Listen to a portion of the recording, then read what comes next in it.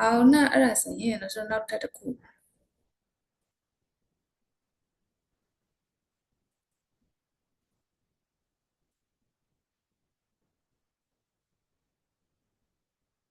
好，这个底下嘞，老师有底下嘞，A 模式个拍几吧？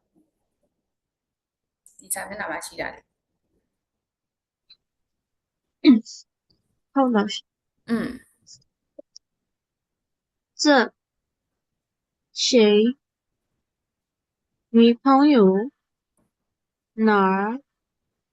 过国他国，过二线单里呢，哦，带到没？国，过嗯泰嗯泰国？嗯，好，谢谢。那下一位，刚看黑，刚看嘞底下嘞，老师有拍表吧？这谁女朋友拿过泰国？嗯。老师水路但它路亚的路谁路来但它路亚喏，对啊。好，那它底下了，叫给轮，老师底下里拍表。这谁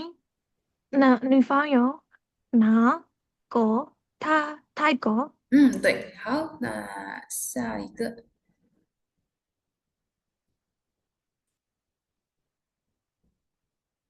好，这个老师还没教呢，老师底下没等下得有呢，对吧？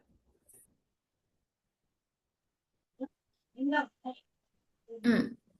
对吧？这个老师还没教呢。那第九类老师给你讲，第九类，形容胃乌 A 为色香胃ဆိုတဲ့အတန်လေးပေါ့နော်胃ဆိုတာကတယောက်ယောက်ကိုလှမ်းခေါ်လိုက်တာ胃အဲဒီမှာသူတို့ကအဲ့လိုမျိုးလေးခေါ်ရပေါ့လာရှိတို့ဆိုရင်မြန်မာလိုဆိုရင် hey hey အဲ့လိုမျိုးခေါ်ရလေသူတို့ကကျတော့ wait ဆိုတဲ့အတန်လေးနဲ့ခေါ်ပါတော့ wait နောက်တစ်ခု hello ဆိုရင်လာရှိတို့ကမြန်မာတွေကဖုန်းကင်ရင် hello လို့ထိုးရလေသူတို့ကကျတော့ wait လို့ထိုးတယ်အဲ့ဒီကဟာကျတော့လာရှိတို့ရေးတဲ့ဟာက wait ဆိုတဲ့ဒီစကားလုံးလေးအတူတူပဲပေါ့နော်ဒါပေမဲ့သူ့ကိုရေးရင်ကျတော့လာရှိတို့ကသူ့အတန်ထွက်ရင်တော့လာရှိတို့က wait ဆိုအရှမ်းအတန်လေးနဲ့ထွက်တယ်ပေါ့နော် hello ဆိုတဲ့အတန်လေးပေါ့နော် wait အဲ့လိုဖြစ်သွားပြီပေါ့နော် wait မဟုတ်တော့ဘဲနဲ့ wait ဆိုတဲ့အတန်လေးဖြစ်သွားတယ်နော်好那第九ရမယ်နော်第十ကကြတော့姐姐အော်ဒါဆို visit တော့လည်းတင်ပူးရပေါ့နော်ဒီက姐姐ဆိုတာကအမကိုပြောပါပေါ့နော်ကိုတဲ့အကြီးအမ姐姐နော်အကိုဆိုရင်哥哥老师ဒါလေးကသိပါတယ်နော်姐姐တို့哥哥弟弟妹妹ဒါတွေက老师သိပြီးသားရယ်နော်第十一ကကြတော့工作工作ကကြတော့အလုပ်ကိုပြောတာဥပမာနင်ဘာအလုပ်လုပ်လဲဆိုရင်老师တို့က你做什么工作ဒါလိုမျိုးမေးလို့ရရပါတော့你做什么工作နင်ဘာလုပ်လုပ်တာလဲ我的工作是老师ငါရဲ့အလုပ်ကဆရာမပါဒါလိုလေးပြောလို့ရရပါတော့工作ဆိုတာအဲ့လိုမျိုးအလုပ်ကိုပြောတာနော်好နောက်တစ်ခုဟိုင်ကကြတော့အခုထိမလုပ်ရဘယ်လိုပြောမလဲအခုထိဆိုတဲ့အဓိပ္ပာယ်ပေါ့နော်ဥပမာ老师ဘယ်လိုပြောမလဲခုန老师ပြောရလေ老师还没教这个老师还没教老师ဒီဟာကိုအခုထိမတင်ရသေးဘူးအဲ့ဒီခါကျရင်老师တို့ high ကိုအခုထိဆိုပြီးတော့ဘာသာပြန်လို့ရရပေါ့နော်အဓိပ္ပာယ်ဘာသာပြန်လို့ရတယ် high ဆိုပြီးတော့လေ那နောက်တစ်ခု吃饭了吗တယောက်ယောက်ကမေးလိုက်တယ်你吃饭了吗သမင်းစားပြီးပြီလား还没နော်还没吃还没လို့လည်းပြောလို့ရတယ်လို့ဆိုတာ还没吃လို့လည်းပြောလို့ရတယ်ပေါ့နော်ဟာ还没吃ငါမစားရသေးဘူးအဲ့လိုပြောတာမစားရသေးဘူးနောက်တစ်ခု老师一直讲课老师တောက်လျှောက်ပေါ့နော်တရဆက်စကားပြောနေတာ老师တောက်လျှောက်ကိုတင်နေတာ你们还听不懂还听不懂ဆိုတာမင်းတို့ကအခုချိန်ထိနားမလည်သေးဘူး老师我还听不懂老师တမီခုထိနားမလည်သေးဘူးဒါမျိုးပေါ့နော်还不懂လို့လည်း老师ပြောလို့ရတယ်还不懂我还不懂ငါနားမလည်သေးဘူးเนาะ你说什么我还不懂你ဘာပြောနေရလဲငါနားမလည်သေးဘူးเนาะအဲ့တော့ hi ကို老师တို့ကဒီလိုမျိုးလေးပြောလို့ရတယ်好那 hi ရဲ့အဓိပ္ပာယ်လေးကိုနားလည်မလား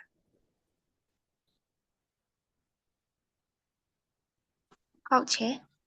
好那13ကကြတော့忙မော昂忙二声忙เราชื่อ二声အတန်လေးเนาะ忙ကကြတော့အလုပ်များတာပေါ့နော်ဥပမာ老师忙吗你们တော့မေးလိုက်တယ်ပေါ့နော်老师你现在忙吗老师အခုအလုပ်များနေတာလားဒါမျိုးပေါ့နော်你现在有空吗ဆိုရင်အခုအားလားနောက်မဟုတ်ရင်你现在忙吗你အခုအလုပ်များနေရလား我在忙你不要打扰我在忙你ငါ့ကိုလာမရှုပ်နဲ့ငါအခုအလုပ်များနေတယ်ငါအလုပ်လုပ်နေတယ်အဲ့လိုမျိုးလေးပြောလို့ရတယ်နော်老师က忙ကိုနောက်တစ်ခု第14ကကြတော့မက老师မေးခွန်းစကားလုံးနော်မေးခွန်းစကားလုံးမ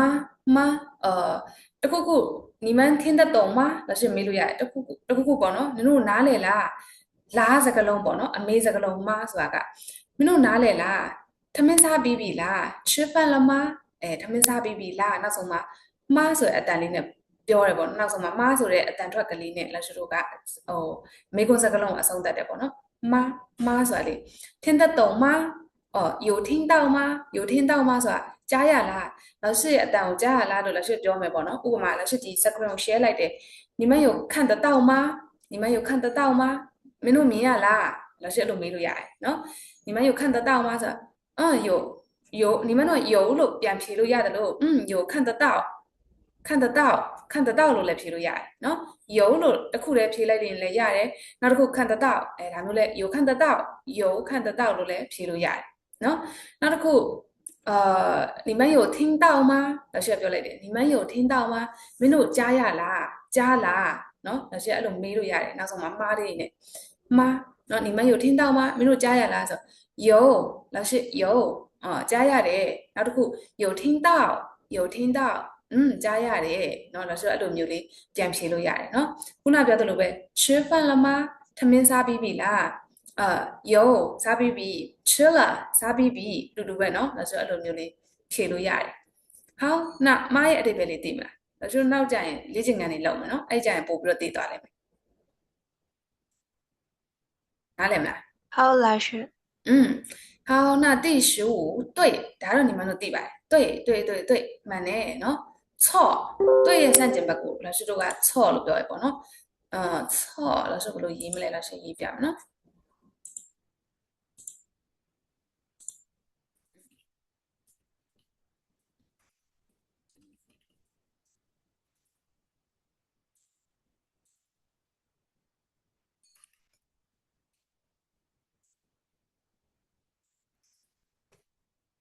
错နော်老师ချက်ထဲမှာရေးပြထားတယ်နော်错မှားတယ်နော်吃我错四声အတန်错对ကမှန်တယ်သူ့ရဲ့ဆန့်ကျင်ဘက်စကားလုံး错မှားတယ်နော်老师说对吗老师ပြောတာမှန်လား老师说对吗အဲ့မှာဆိုလဲမှားဆိုတဲ့စကားလုံးလေးပါတယ်နော်对吗မှန်လားနော်对မှန်တယ်不对ဆိုရင်老师不对လို့လည်းပြောလို့ရတယ်不对မမှန်ဘူးမြန်မာမှာလည်းရှိရလေမမှန်ဘူးနဲ့မှားတယ်အတူတူပဲမလားမမှန်ဘူးမှားတယ်နော်မမှန်ဘူးဆိုရင်不对错မှားတယ်ဒါမျိုးပြောလို့ရတယ်နော်好နောက်တစ်ခု第16ကကြတော့太ဆိုတာအလွန်အမင်းအရန်လို့ပြောတာပေါ့နော်ဥပမာလားဆိုတော့ဟန်လည်းရှိတယ်ဟန်ကအလွန်အမင်းအရန်ပေါ့နော်ဥပမာသူကအရန်လှတယ်他很漂亮လားဆိုတော့ဟန်နဲ့ပြောလို့ရတယ်လို့他太漂亮လားဆိုတော့ဟန်ရဲ့တဆင့်မြင့်သွားပြီနော်ဟန်ထပ်ပို့ပြီးတော့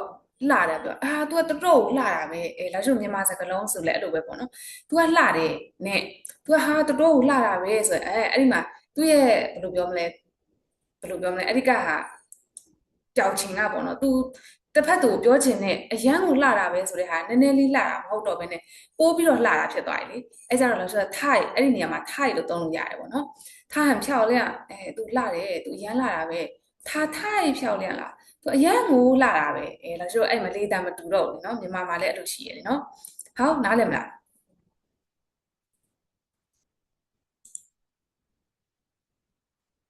哪里吧，老师？好 OK 等一下老师အခုမှဝင်နေတဲ့သူတွေကို老师လက်မခံထား OK 好နောက်တစ်ခု到哪里不要我嘞第17我们老师底下တင်ပြီးသွားเนาะအပေါ်第一课ပထမ lesson 1တော့ပေါ့เนาะ我们ဝေါ်တို့နီတို့သားတို့သင်ခဲ့ရနော်အဲ့ဒီမှာမှန်းဆိုတဲ့စကားလုံးလေးပါတယ်လေ老师ပြောခဲ့老师မှန်းဆိုရင်老师တွေဆရာဆရာမတွေလို့ပြောတာပေါ့နော်我们ဆိုရင်ငါတို့他们သူတို့နော်他们သူတို့你们ဆိုရင်မင်းတို့老师က你们နဲ့အရင်ပြောရနော်你们ဆိုမင်းတို့ဒါမျိုးအဓိပ္ပာယ်ပေါ့နော်好那第十八ကကြတော့想西安想三湘想နော်သူကကြာပြီးတော့မှပြန်တက်တဲ့အတန်လေး三湘အတန်想အဲ့ဒါကိုအမြန်ထွက်လိုက်ရင်想အဲ့လိုဖြစ်သွားတယ်ပေါ့နော်想ရဲ့အဓိပ္ပာယ်ကကြတော့လွမ်းတီလို့လည်းပြော我想你你们တို့ဇာတ်ကားရည်ဆိုရင်ကြားဖို့မှာ我很想你你ကိုအရန်လွမ်းတာပဲ很想你တချင်းလေးတောင်ရှိတယ်လေ很想你ကြားဖို့ကြားလားမသိဘူးအဲ့ဒီက想ကိုပြောတာပေါ့နော်想လူကလွမ်းနေဆိုတဲ့အဓိပ္ပာယ်လည်းရတယ်လို့နောက်တစ်ခုစဉ်းစားတယ်ပေါ့နော်စဉ်းစားတယ်ဆိုတဲ့အဓိပ္ပာယ်လည်းရတယ်နောက်တစ်ခုလှုပ်ချင်တာပေါ့နော်တခုခုလှုပ်ချင်တယ်ဆိုရင်လည်း想လို့ပြောလို့ရတယ်想ဥပမာ我想吃饭ငါထမင်းစားချင်တယ်我想睡觉ငါအိပ်ချင်တယ်နော်我想去看电影ငါ TV သွားကြည့်ချင်တယ်ဒါမျိုးပေါ့နော်အဲ့က想ကိုလာဆိုအဲ့လိုမျိုးချင်သည်ဆိုတဲ့စကားလုံးလည်းသုံးလို့ရတယ်ပေါ့နော် model verb လို့ပြောမှာ model verb ပေါ့နော်想 okay 那ဒီနားလည်မလား马来白老师，好那老师的考表拍表နော်第9到第18老师အတန်ထွက်လေးဖတ်ပြ喂ပေါ့နော်喂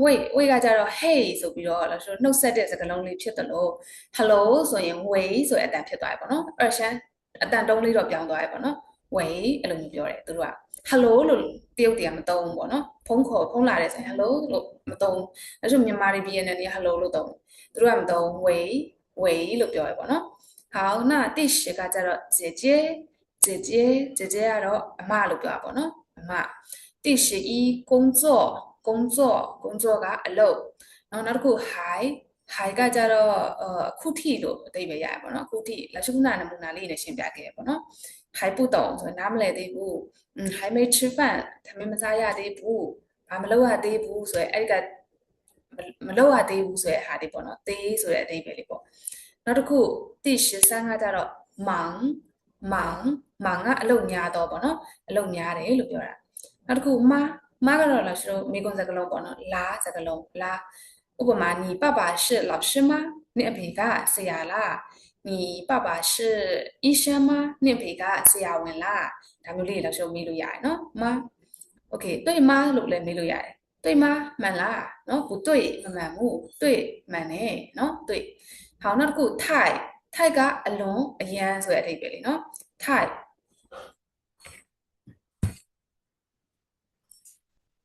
အလွန်အရန်แล้วဆို很ရဲ့တဆင့်မြင့်တဲ့စကားလုံးလို့ပြောလို့ရတယ်ပေါ့နော်ဟောနောက်တစ်ခု我们ကကြတော့ငါတို့နော်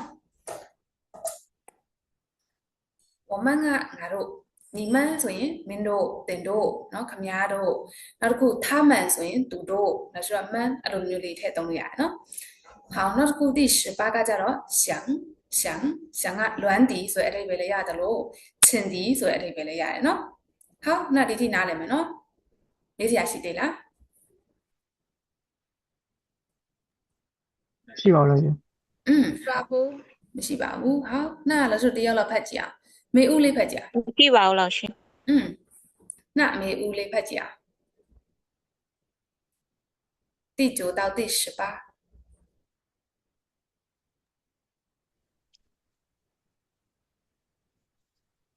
喂，姐姐，喂，姐姐，工作，工作，还，门，妈，工作，还，门，妈，对，太。我们想老师တို့ဒီမှာလေ an ချီအတန်လေးတွေဆိုရလေချောင်းမှာအဲ့ဒီကဘယ်လိုပြောမလဲအတန်လေးတွားကတ်တဲ့အတန်လေးရအောင်ထွက်မယ်နော်ဥပမာဒီမှာဆိုမောဆိုတဲ့အတန်လေးမောင်忙နောက်တစ်ခုဒီမှာဆိုလဲစီအောင်ရှမ်းဒီလေချောင်းမှာအဲ့ဒီကဘယ်လိုပြောမလဲအဲ့ဒီလေလေးကမထွက်ပဲနဲ့တွက်ကတ်တယ်ပေါ့နော်အဲ့ဒီအတန်ထွက်တာအဲ့ဒါက ang တွေကိုထွက်တဲ့အတန်ပေါ့နော်ဥပမာလားဆိုတော့အဲ့ဒီကအတန်မပါဘူးဆိုရင်မန်အဲ့လိုဖြစ်နေမှာဒီနှာခေါင်းတန်ဖြစ်နေမှာပေါ့နော်ရှားအပေါ်တွက်ကတ်တဲ့အတန်an အဲ့ဒီအတန်ပေါ့နော်အဲ့ဒီအတန် an အတန် ang အတန်ကကြတော့ang ရှာဟိုပါဇက်ကိုဖွင့်ပြီးတော့ထွက်ရတဲ့အတန်ပေါ့နော် ang ရှမ်းမန်းဝမ်အဲ့လိုမျိုး ang အတန်ကြီးပေါ့နော်အဲ့ဒီက g မပါဘူးဆိုရင်လားဆိုတော့ an အဲ့ဒီအတန်နှာခေါင်းတန်လို့ခေါ်ရပေါ့နော်ဟုတ်နောက်တစ်ယောက်မိုးဥကဗျာစစ်တရားလေးဖတ်ကြည့်ပါ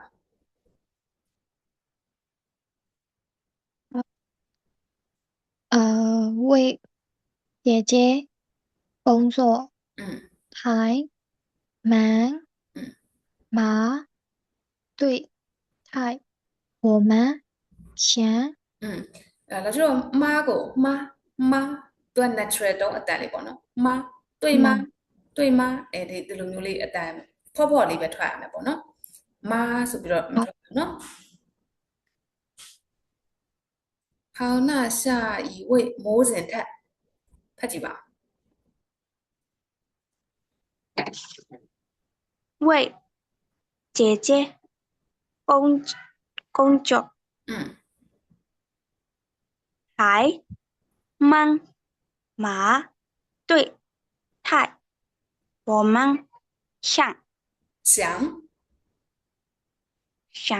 ဒီက忙二闪အတန်နော်ပေါ်တက်သွား忙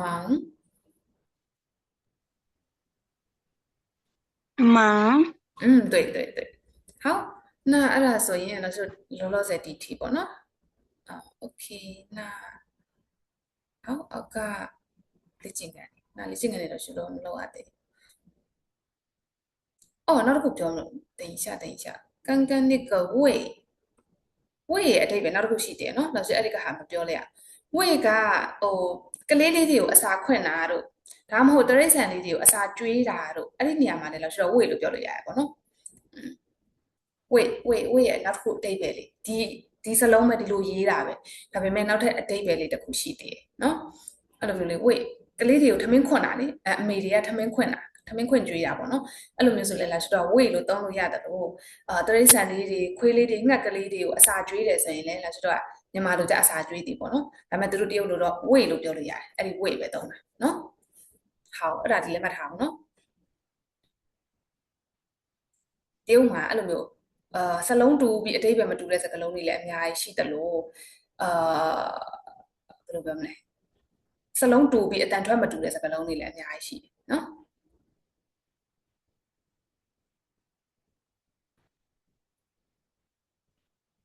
好，那我们来看第三课的课文一列了手拍机啊。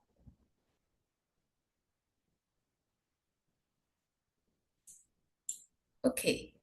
第三课考生啊，老师说个我是中国人，喏，我是中国人。OK， 那拍机啊。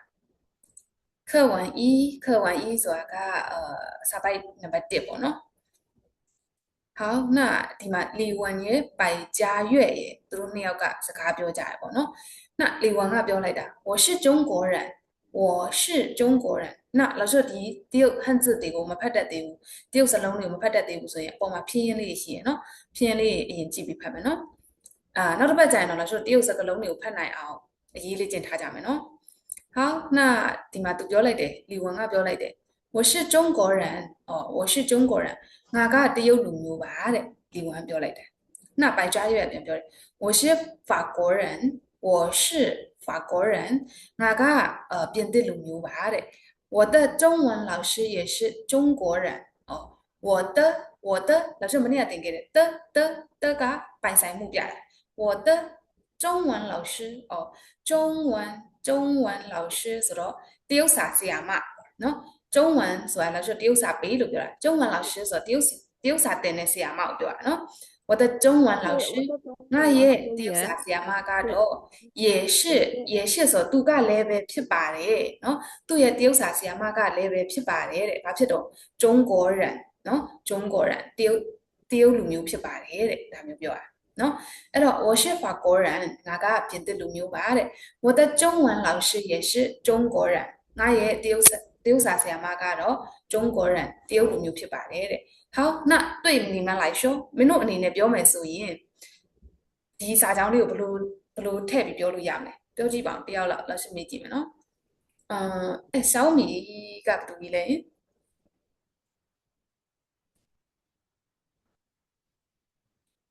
小米ဆိုတော့ဘူးလဲ Hello 老师等下了大家အားလုံးပဲ有听到吗加来，听到。有听到好那ဖြူဖြူခင်老师ခုနပြောတယ်ဒီမှာသူပိုက်ကြားရွက်ပြောတာလေးက我是法国人တဲ့我的中文老师也是中国人တဲ့那老师တို့ဒီနေရာလေးကိုညီမတို့အနေနဲ့ပြောမယ်ဆိုရင်ဘယ်လိုအစားထိုးပြီးပြောလို့ရမလဲဘယ်လိုထည့်ပြီးပြောလို့ရမလဲ老师သင်ပြီးသားနော်我是缅甸人。နောက်တစ်ချောင်းမပြောမှာလားရှင်对နောက်တစ်ချောင်းမပြော我的我是နောက်တစ်ချောင်း我是中国人我是缅甸人我是缅甸人我是缅甸人我的中文老师也是中国人哎我不是中国人老师不是中国人缅甸人对老師ပြောတာနားလဲလားဒီစာကြောင်းကိုညီမတို့အနေနဲ့ပြောမယ်ဆိုရင်ကိုကဘယ်လိုမျိုးပြန်ပြောင်းပြီးပြောလို့ရမလဲဆိုတာနားလဲလားနားလဲပြီရှင်ပြန်ပြောလို့ရလားပြန်ပြောကြည့်ပါ我是缅甸人所以我也是缅甸人ဖြစ်မှာပေါ့我的ဒီမှာလေ我是缅甸人ကျမကမြန်မာလူမျိုးပါ我的中文老师也是缅甸人我的中文老师ဆိုငါရဲ့တရုတ်စာဆရာမ也是ကလည်းပဲ缅甸人မြန်မာလူမျိုးဖြစ်ပါတယ်အရှက်လို့ပြောရတယ်ဒီနှစ်ကြောင်းလုံးကသူတယောက်ထဲတာပဲသူများကိုပြောပြတဲ့သဘောနော်နားလဲလားနားလဲပြီရှင်好那နောက်ထပ်တယောက်လောက်老师နာမည်မခေါ်တော့တယောက်လောက်ပြောကြည့်ပါဖတ်ကြည့်ပါအဲ့ဒီတိုင်း我是缅甸人我的中文老师也是缅甸人对缅甸哦缅甸人是好那 OK 那老师讲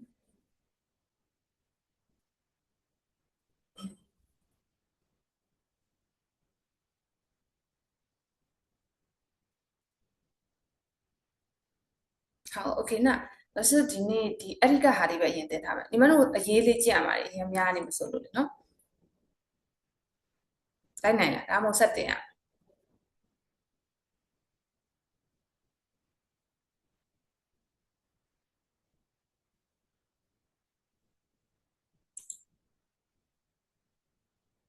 好那老師绕口令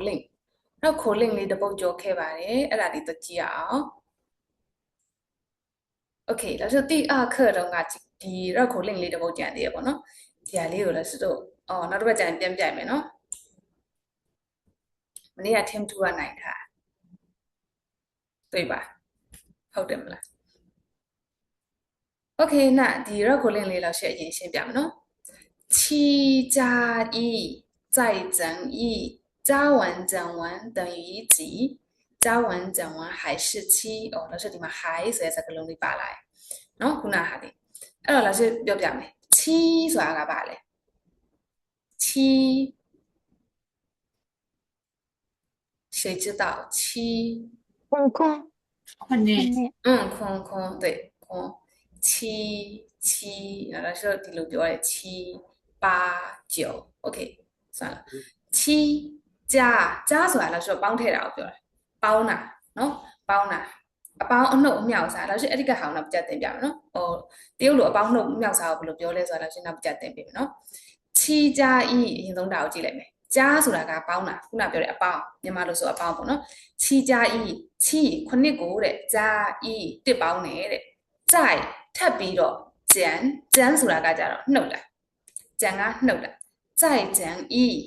နောက်ထပ်နှုတ်တာဘယ်လောက်နှုတ်လဲဆိုတော့တစ်ကိုနှုတ်တယ်တစ်နှုတ်တယ်ပေါ့နော်ချီကြဤ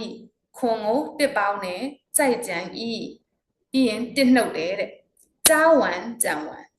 one ဆိုတဲ့ဒီစကားလုံးလေးကိုမှတ်ထားမယ် one ဆိုတာကတခုခုလှုပ်ပြီးတာဥပမာ吃完了သမင်းစားပြီးသွားပြီ写完了ရေးပြီးသွားပြီเนาะနောက်တစ်ခု教完了ဥပမာအိမ်စာထပ်ပြီးသွားပြီဆို教完了教完作业了အိမ်စာထပ်ပြီးသွားပြီเนาะ完了လှုပ်ပြီးသွားပြီတခုခုကိုလှုပ်ပြီးသွားတာပေါ့เนาะအဲ့ဒါဆိုရင်အဲ့ကဒီက one လေးကိုသုံးတယ်เนาะအဲ့တော့ဒီမှာဆိုရင်教完讲完ဆို教完ပေါင်းပြီးနှုတ်ပြီးเนาะ教完讲完ပေါင်းပြီးနှုတ်ပြီး等于ဆိုတာညီမျှခြင်းအချို့ညီမျှခြင်းကိုပြောတာเนาะညီမျှခြင်း等于几ညီမျှခြင်းဘယ်လောက်လဲကြီးဆိုတာဒီကြီးဆိုတဲ့စကားလုံးလေးကကြတော့မေခွန်းစကားလုံးလေးတစ်ခုခုကိုပေါ့နော်今天星期几ဒီနေ့ဘာနေ့လဲအဲ့ဒါဆိုရင်နောက်ရှေ့ဒီကြီးလေးနဲ့မေးရပေါ့နော်你有几个兄弟姐妹နေ့မှာညီကိုမောင်နှမဘယ်နှစ်ယောက်ရှိလဲ几个အဲ့ဒီကကြီးလေးနဲ့မေးရပေါ့နော်几个你有几支笔နေ့မှာဘောပင်ဘယ်နှချောင်းရှိလဲနော်几支笔支ဆိုတာကဘောပင်ရဲ့ unit ကိုပြောတာဒါကလည်းဆိုနောက်အခန်းနေကြရင်ပါလာလိုက်မယ်ပေါ့နော်ဟိုလောလောဆယ်ပြောနေရန်ရှုပ်ရင်းနေခေါင်းလေးမမှတ်နဲ့နော်ဒါဆိုပြောတာလေးပဲနားထောင်အဲ့တော့တန်ကြီးကြီးဆိုတဲ့စကားလုံးလေးကဘယ်နှခုလဲဘယ်နှယောက်လဲဆိုတဲ့ဟာလေးမေခွန်းပေါ့နော်မေခွန်းအဲ့တော့ကြားဝမ်ကြံဝမ်တန်ကြီးကြားဝမ်ကြံဝမ်ပေါင်းပြီးနှုတ်ပြီးတန်ကြီးညီမျှချင်းကြီးဘယ်လောက်လဲနော်ပေါင်းပြီးနှုတ်ပြီးဘယ်လောက်ကြံလဲ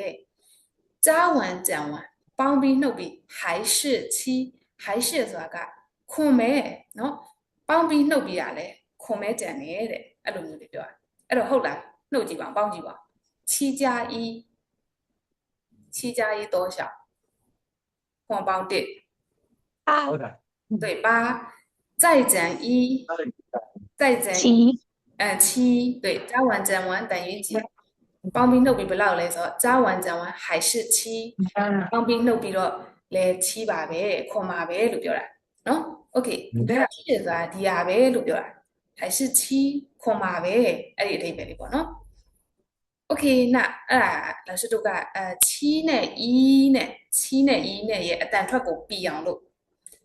လေ့ကျင့်တဲ့绕口令လေးပေါ့နော်အဲ့တော့7加1再减1加完减完等于几加完减完还是7အဲ့ဒါဆိုအဲ့ဒီကဟာအမြန်ရွတ်မယ်နော်အမြန်ဆုံးမယ်နောက်တစ်ပတ်ပြန်ပြိုင်မယ်နော်ရင်တစ်ပတ် team 2နော် team 2နိုင်တာ对吧ရင်တစ်ပတ်မဟုတ်ခုတစ်ပတ်မနေ့က对吧okay 那ဘယ်သူဖတ်ကြည့်မလဲဖတ်ကြည့်အောင်နားလည်မယ်နော်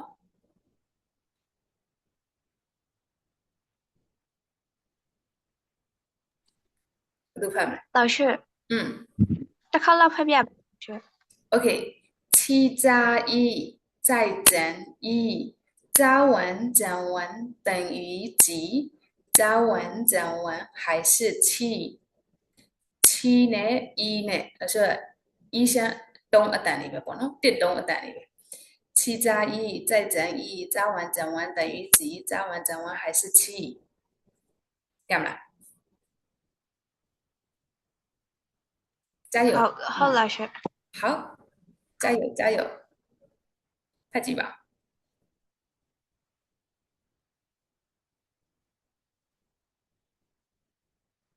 谁来谁先读是我ဖတ်မယ်ဖတ်ကြည့်ပါငိမ့်မရှိမြန်ဖတ်မှရမှာလားဖြည်းဖြည်းပဲဖတ်လို့ရတယ်ဖတ်အရင်ဆုံးဖတ်ဘလို့ဖတ်ကြည့်7加1再减1加完减完等于几加完减完还是7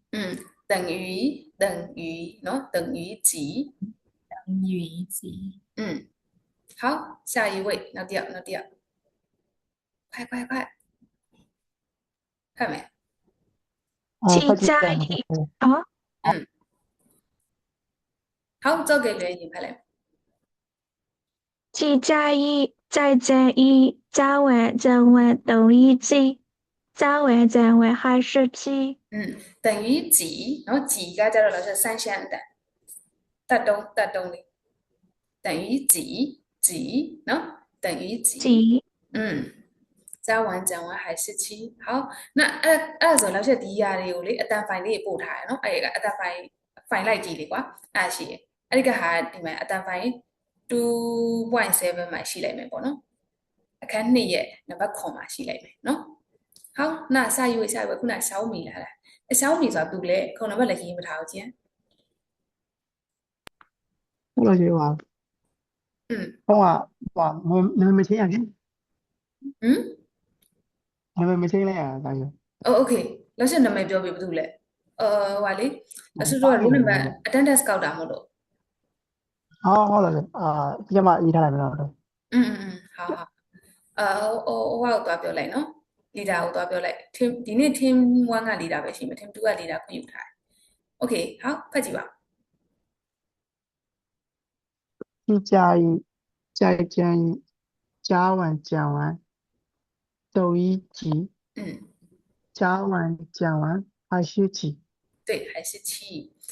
等于လို့အတန်ထွက်မယ်နော်等于好那下一位谁要读谁